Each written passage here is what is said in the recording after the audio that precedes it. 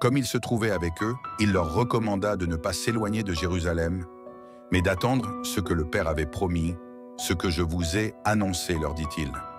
Car Jean a baptisé d'eau, mais vous, dans peu de jours, vous serez baptisés du Saint-Esprit. Alors les apôtres réunis lui demandèrent, « Seigneur, est-ce en ce temps que tu rétabliras le royaume d'Israël ?» Il leur répondit, « Ce n'est pas à vous de connaître les temps ou les moments que le Père a fixés de sa propre autorité.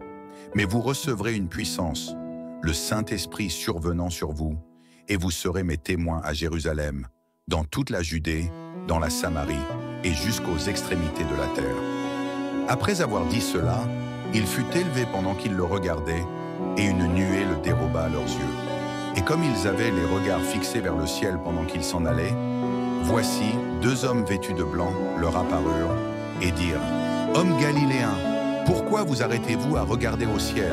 Ce Jésus qui a été enlevé au ciel du milieu de vous viendra de la même manière que vous l'avez vu allant au ciel. » Alors ils retournèrent à Jérusalem, de la montagne appelée des Oliviers, qui est près de Jérusalem, à la distance d'un chemin de sabbat. Quand ils furent arrivés, ils montèrent dans la chambre haute où ils se tenaient d'ordinaire. C'étaient Pierre, Jean, Jacques, André, Philippe, Thomas, Barthélemy, Matthieu, Jacques, fils d'Alphée, Simon le Zélote et Jude, fils de Jacques. Tous d'un commun accord persévéraient dans la prière avec les femmes et Marie, mère de Jésus, et avec les frères de Jésus. En ces jours-là, Pierre se leva au milieu des frères, le nombre des personnes réunies étant d'environ 120, et il dit, « Hommes frères, il fallait que s'accomplît ce que le Saint-Esprit, dans l'Écriture, a annoncé d'avance par la bouche de David au sujet de Judas, qui a été le guide de ceux qui ont saisi Jésus. Il était compté parmi nous, et il avait part au même ministère. Cet homme, ayant acquis un champ avec le salaire du crime, est tombé, s'est rompu par le milieu du corps, et toutes ses entrailles se sont répandues. La chose a été si connue de tous les habitants de Jérusalem que ce champ a été appelé dans leur langue Aceldama, c'est-à-dire champ du sang. Or, il est écrit dans le livre des psaumes que sa demeure devienne déserte et que personne ne l'habite, et qu'un autre prenne sa charge. Il faut donc que, parmi ceux qui nous ont accompagnés tout le temps que le Seigneur Jésus a vécu avec nous, depuis le baptême de Jean jusqu'au jour où il a été enlevé du milieu de nous, il y en ait un qui soit avec nous témoin de sa résurrection. Ils en présentèrent 2, Joseph appelé Barsabas, surnommé Justus, et Matthias. Puis ils firent cette prière.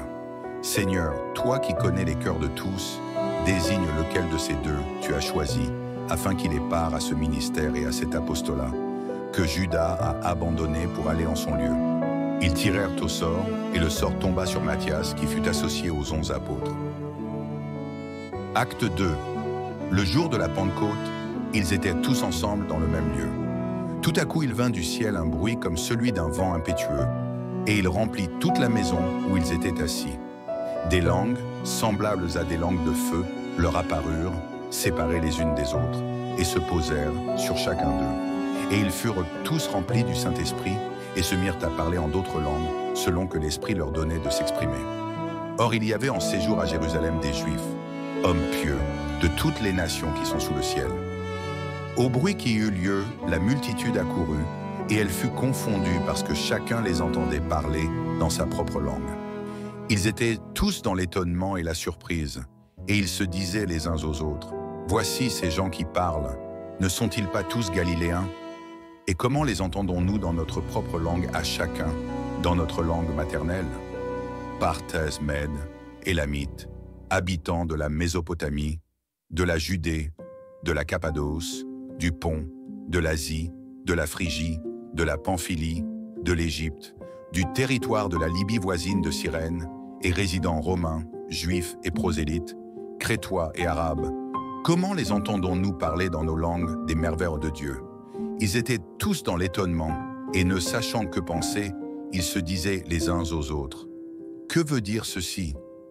Mais d'autres se moquaient et disaient, « Ils sont pleins de vin doux. » Alors Pierre, se présentant avec les 11, éleva la voix et leur parla en ces termes.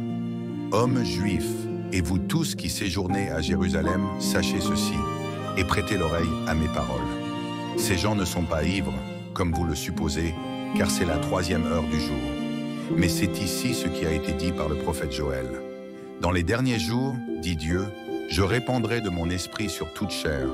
Vos fils et vos filles prophétiseront, vos jeunes gens auront des visions, et vos vieillards auront des songes. Oui, sur mes serviteurs et sur mes servantes. Dans ces jours-là, je répandrai de mon esprit. Et ils prophétiseront. Je ferai paraître des prodiges en haut dans le ciel et des miracles en bas sur la terre, du sang, du feu et une vapeur de fumée. Le soleil se changera en ténèbres et la lune en sang avant l'arrivée du jour du Seigneur, de ce jour grand et glorieux. Alors quiconque invoquera le nom du Seigneur sera sauvé. Hommes israélites, écoutez ces paroles.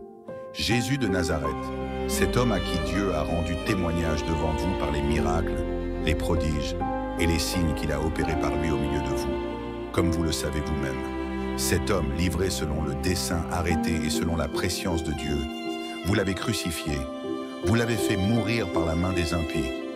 Dieu l'a ressuscité en le délivrant des liens de la mort, parce qu'il n'était pas possible qu'il fût retenu par elle. Car David dit de lui, « Je voyais constamment le Seigneur devant moi, parce qu'il est à ma droite, afin que je ne sois point ébranlé. Aussi mon cœur est dans la joie et ma langue dans l'allégresse. Et même ma chair reposera avec espérance, car tu n'abandonneras pas mon âme dans le séjour des morts, et tu ne permettras pas que ton sein voie la corruption. Tu m'as fait connaître les sentiers de la vie, tu me rempliras de joie par ta présence. Hommes frères, qu'il me soit permis de vous dire librement au sujet du patriarche David, qu'il est mort, qu'il a été enseveli, et que son sépulcre existe encore aujourd'hui parmi nous. Comme il était prophète, et qu'il savait que Dieu lui avait juré avec serment de faire asseoir un de ses descendants sur son trône, il a prévu la résurrection du Christ, et en a parlé en disant qu'il ne serait pas abandonné dans le séjour des morts, et que sa chair ne verrait pas la corruption. C'est ce Jésus que Dieu a ressuscité. Nous en sommes tous témoins. Élevé par la droite de Dieu, il a reçu du Père le Saint-Esprit qui avait été promis, et il l'a répandu, comme vous le voyez et l'entendez. Car David n'est point monté au ciel, mais il dit lui-même, « Le Seigneur a dit à mon Seigneur, assieds-toi à ma droite, jusqu'à ce que je fasse de tes ennemis ton marchepied. Que toute la maison d'Israël sache donc avec certitude que Dieu a fait Seigneur et Christ ce Jésus que vous avez crucifié. » Après avoir entendu ce discours, ils eurent le cœur vivement touché, et ils dirent à Pierre et aux autres apôtres, « Hommes frères, que ferons-nous » Pierre leur dit, « Repentez-vous, et que chacun de vous soit baptisé au nom de Jésus-Christ, pour le pardon de vos péchés, et vous recevrez le don du Saint-Esprit.